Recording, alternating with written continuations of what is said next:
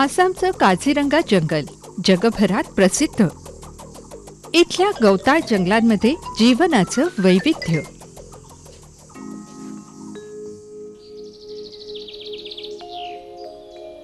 इथेच एकशिंगी गेंडाही राहतो. एकटंच राहण्याची त्याची सवय. पण निसर्गात कधीच कोणी एकटा नाही. गेंड्याच्या जाड कातडीवरील पिसवा, रक्त शोषणाऱ्या याच पिसवांच्या शोधात पक्षी. पक्ष्यांचं खाद्य आणि गेंड्याला आराम. पिसवा, गेंडा आणि पक्ष्यांचं अनोखं नातं. नाती आणखीही आहेत.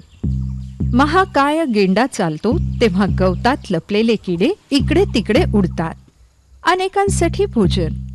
गेंडा खातो तर वनस्पतीच, पण वनस्पतींनाही काही त्रास नाही.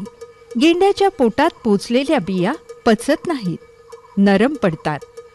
गेंड्यांची वेगळीच सवय. ते इकडे तिकडे विष्ठा न टाकता सर्व एकाच ठिकाणी जातात. या सुपीक जमिनीत बिया रुजतात. त्यातून अनेक रोपं तयार होतात. सर्वांचा फायदा. हाच आहे पृथ्वीचा अनोखा ताणाबाणा. इथे प्रत्येक प्राणी एकमेकाशी जोडलेला.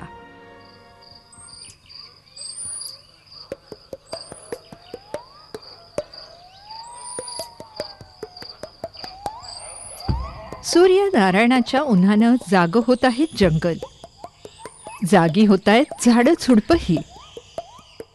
त्यांच्यापेक्षा उन्हाची सर्वाधिक प्रतीक्षा तरी कोणाला? हिरवाईचं अन्न उन्हच आहे. प्रत्येक झुडपाचं प्रत्येक पान आपल्या वाट्याचं ऊन घेण्यासाठी उत्सुक. उंच वृक्षांच्या पानांना जणू प्रकाश किरणं आकाशातच झेलावी असं वाटतंय.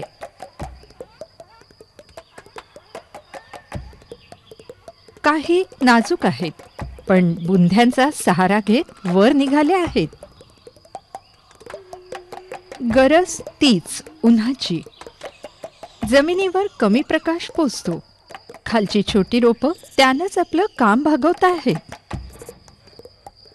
झाडा झुडपांना बाहेरून पाहिलं तर दिसतात शांत, स्थिर, निवांत. पण आहेत मोठमोठे कारखाने. तेथे साऱ्या जीवसृष्टीसाठी अन्न तयार होत आहे.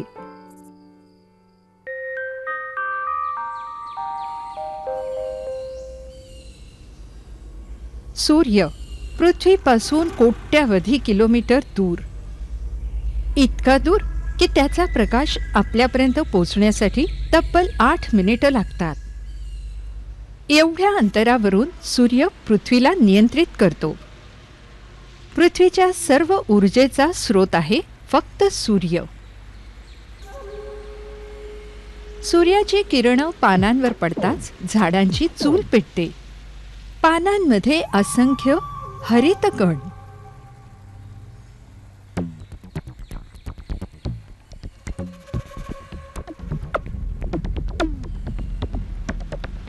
प्रत्येक हरितकणामध्ये अगणित हरितद्रव्य. सूर्याच्या ऊर्जेनं प्रारंभ होतो कामाला. स्वयंपाकघरात साहित्य आधीच पोचलेलं. पानाच्या खालच्या बाजूला असंख्य खिडक्या. स्टोमाटाच्या मार्गानं वायुमंडलातील कार्बन डायऑक्साईड आत पोचतो.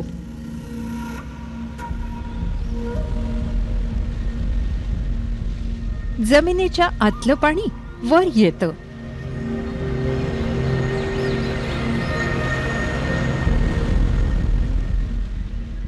याच दोन गोष्टी, कार्बन डायऑक्साईड आणि पाणी H2O, एकत्र येतात. सूर्याच्या प्रकाशामध्ये रासायनिक प्रक्रिया होते.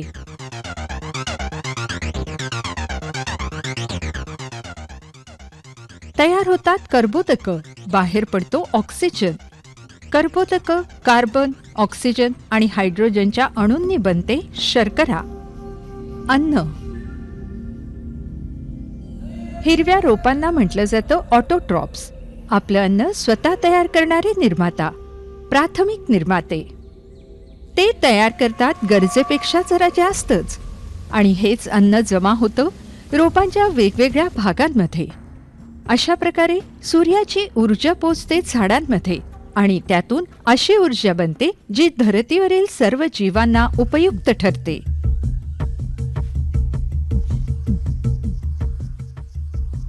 पृथ्वीवरील सर्वात मोठा भूचर प्राणी, एका पूर्ण वाढ झालेल्या हत्तीचं वजन 3000 किलो, 3 टन.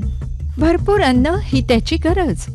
गवत, फांद्या, फळं आणि बुंध्यांची साल, या शाकाहारी जीवाला काहीही चालेल. त्याची गरज एका दिवसात 150 किलो किंवा त्यापेक्षाही अधिक. खारी, लहान, चपळ, ऊर्जा ही अधिक हवी. पानांना छिद्र. कोण आहे ज्यानं यांचा फडशा पाडला? अळ्या देखील हत्ती, खारी आणि इतर अनेक प्राण्यांसारखे हर्बीव्होरस, शाकाहारी. हे आहेत प्रायमरी कन्झ्युमर्स, पहिल्या दर्जाचे ग्राहक. यांचं अन्न झाडाचे वेगवेगळे भाग, आहारानुरूप तयार झालेलं शरीर, सवयी, सर्वांची ऊर्जा तीच. पानांमध्ये पिकलेली आणि कैद असलेली रासायनिक ऊर्जा. कहाणी तशी मजेदार. पानं पिकवतात, काहींचा वापर तर काहींची साठवण. ही जमा झालेली ऊर्जा मिळते हर्बीव्होरसना. हर्बीव्होरस आणि निर्मात्यांचा सरळसोट देवाणघेवाणीचा व्यवहार. पण निसर्गात सरळ काहीही नाही. कोरड्या गवतामध्ये शिकार. मुंग्या आपल्यापेक्षा कित्येक पट मोठ्या असलेल्या कीटकावर तुटून पडल्या आहेत. शिकार जिवंत आहे, पण शिकारी संख्येनं जास्त आहेत, शक्ती नाही.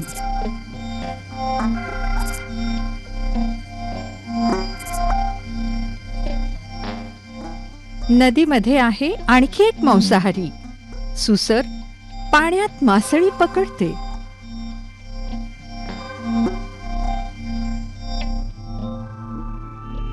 कार्निव्होरस, मांसाहारी. वनस्पती खाण्यासाठी यांचा जन्मच नाही. यांचं अन्न आहे इतर प्राणी. हे सेकंडरी कन्झ्युमर्स, दुसऱ्या दर्जाचे ग्राहक. मांसाहारी जीवच ऊर्जेची कहाणी पुढे नेतात. हे वनस्पती नव्हे, तर वनस्पती खाणाऱ्यांना खातात. सूर्याची ऊर्जा पानांमध्ये पिकून शाकाहाऱ्यांपर्यंत पोचते, मांस खाणाऱ्या कार्निव्होरसमध्ये. प्रत्येक कार्निव्होरची आपली शैली, आपली आवड. प्रत्येकाकडे शिकारीचे आपले प्रकार. या कोळ्यानं जाळ्यात बसल्या बसल्या शिकार गाठली आहे. आपल्या प्रोबोसिस सोंडेनं फुलपाखराच्या शरीरातील रस शोषतो आहे. कोळ्यानं खाल्लं फुलपाखरू. फुलपाखरानं प्यायला होता फुलातला रस. फुलात होती पानांमध्ये तयार झालेली ऊर्जा. ऊर्जा जी सूर्यापासून आली होती. सूर्यापासून सुरू होतात अशा असंख्य साखळ्या, फूड चेन्स. ही नाती आहेत अन्नाची, ऊर्जेची. प्रत्येक साखळीत अन्न तयार करणारा, त्याला सरळ खाणारा शाकाहारी, आणि त्याला खाणारा कोणीतरी शिकारी, सेकंडरी कन्झ्युमर्स.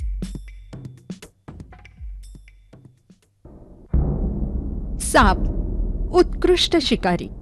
सापाच्या पकडीत आला आहे बेडूक. बेडूक जो स्वतः शिकारी होता.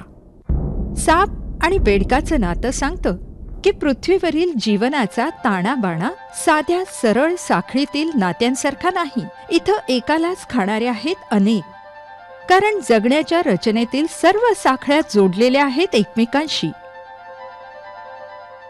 एका जाळ्यासारख्या बनतो एक ताणाबाणा, ज्यात विविध वनस्पती आणि प्राणी नातं प्रस्थापित करतात. हे नातं आहे ऊर्जेचं, अन्नाचं, जगण्याचं. व्यवस्था टिकून राहण्यासाठी याचं संतुलन गरजेचं आहे.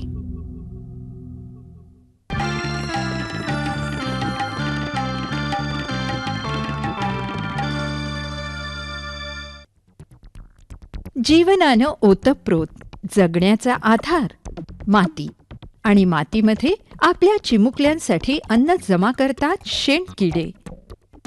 आपल्यापेक्षा बराच मोठा चेंडू ढकलत नेणं सोपं नाही. पण प्रश्न आहे भुकेचा. शेणकिडे जे खातात त्याकडे दुसरे ढुंकूनही पाहत नाहीत. अजब जबाबदारी. ते विष्ठा पचवून पुन्हा मातीत मिसळतात. त्यांचं अन्न धरतीची साफसफाई.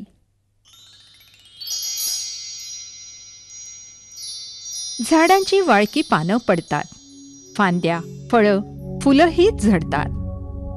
झाडं वाळतात. जनावरं देखील मरतातच. का त्यांचे ढीग पृथ्वीवर साचत नाहीत? कोण ते नष्ट करतो?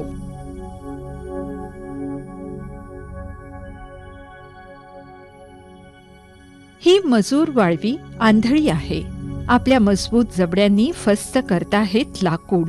झुरळांचे नातेवाईक असलेले हे जीव कोरडं लाकूड पचवू शकतात. त्यांच्या पोटात खास व्यवस्था. जगताहेत बरेचसे प्रोटोझोआ सूक्ष्मजीव. यांच्याच मदतीनं पचतं लिग्निन आणि सेल्युलोज. लाकडाचा असा कठीण भाग जो इतर प्राणी पचवू शकत नाहीत. वाळवीला मिळते ऊर्जा आणि वाळवी खाणाऱ्यांना देखील मिळतात उत्कृष्ट प्रथिनं. सोबतच पृथ्वीची स्वच्छता.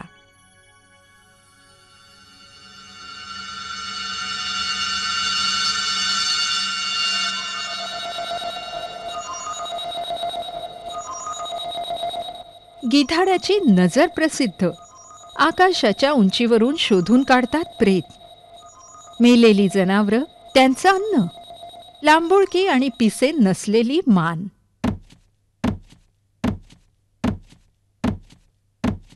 पृथ्वीवरील सुंदर संतुलनाचा आणखी एक नमुना. संतुलन जे साधलं जातं काम वाटलं गेल्यानं. स्कॅव्हेंजर्स मृतोपजीवी म्हणून भलेही बदनाम, पण करतात महत्वाचं काम. काही गोष्टींना सडवून संपवण्यासाठी देखील जीवसृष्टीत एक फौज उभी आहे.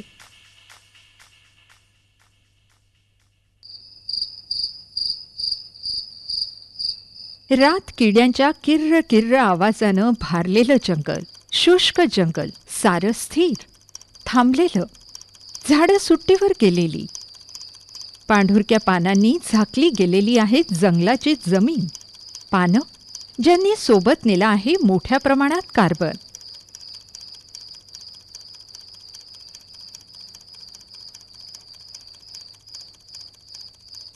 पण धरतीवर एकच नियम. बदल. वर्षा आपल्या सोबत आणते ओल, पाणी आणि अशात काहीतरी आहे जे फैलणारं आहे.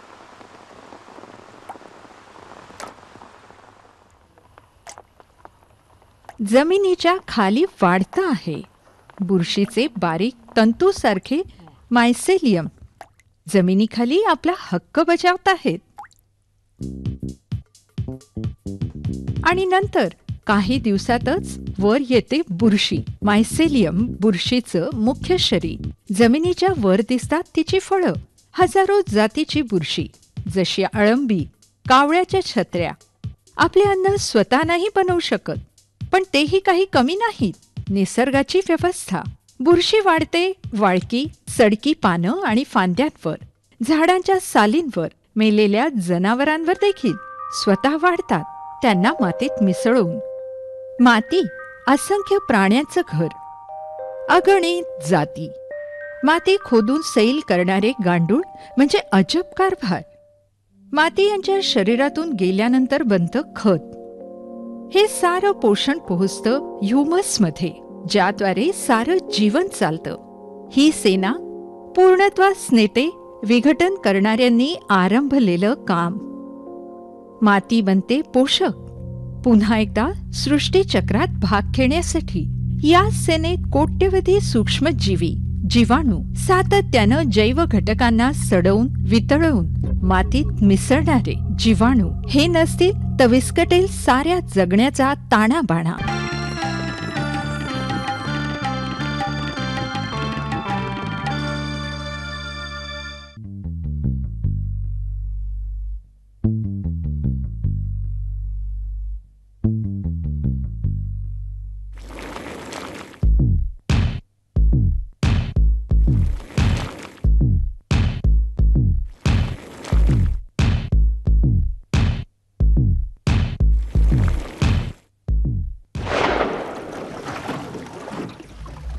मगरीसारख्या शिकाऱ्यांना आपण माणसं खलनायकच मानतो. आपला दृष्टिकोन शिकारी वाईट, क्रूर, हिंस्त्र आणि शिकार बिचारी, कमजोर, लाचार. पण निसर्गाच्या व्यवस्थेत ना कुणी वाईट ना कुणी बिचारा. मुद्दा आहे संतुलनाचा, आपापली भूमिका पार पाडण्याचा. हा योगायोग नाही, युगानुयुगे विकसित झालेली एक परिपूर्ण प्रणाली प्रत्येक जीवानं जागा तयार केली आहे आपल्यासाठी.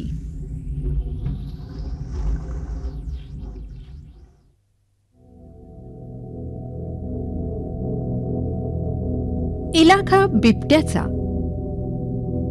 इथला सर्वात मोठा मांसाहारी.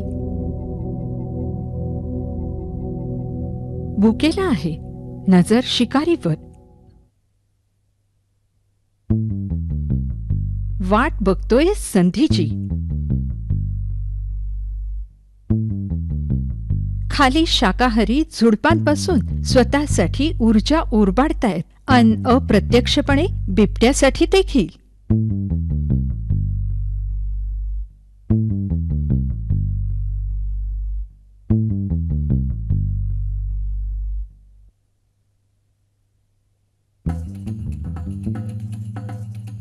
याच्या उलट आहे का शक्य?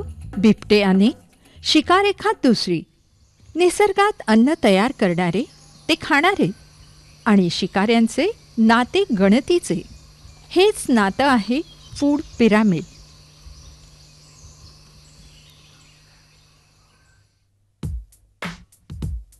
एखाद्या पिरामिडसारखं, ज्याच्या पायाशी आहेत सर्वात असंख्य निर्माते, अन्न तयार करणारे.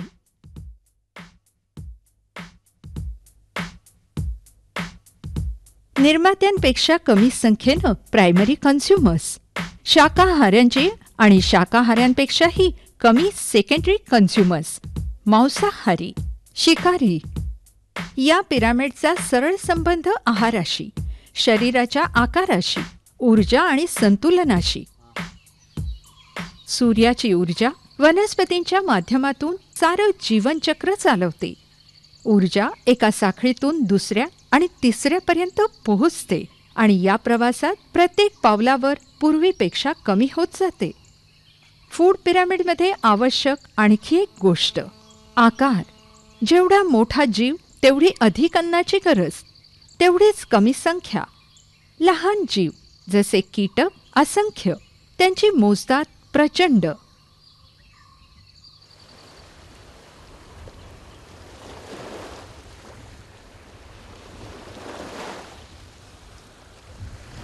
जीवनाचा प्रारंभ झाला पाण्यातून. समुद्रात प्रथम जीव तयार झाले, नंतर अनोखी विविधता.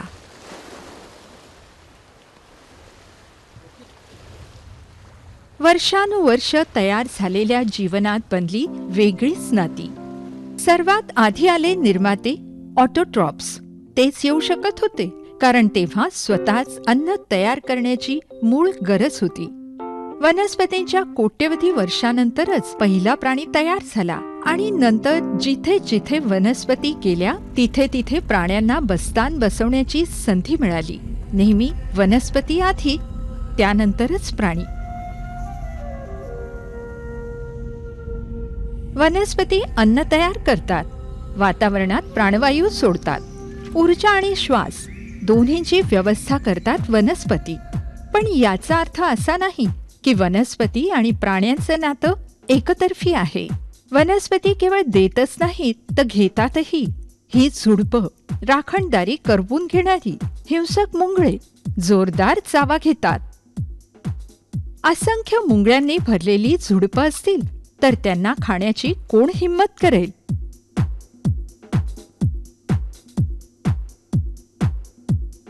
वनस्पती आणि प्राण्यांचं नातं कधी सुरक्षेचं तर कधी आश्रयस्थानाचं.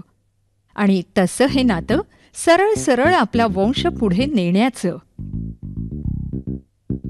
प्राण्यांच्या मदतीनं होते अनेक वनस्पतींचे एक मोठे काम, पॉलिनेशन, परांगण. वनस्पतींच्या प्रजननात प्राणी जगताची मोठी भूमिका.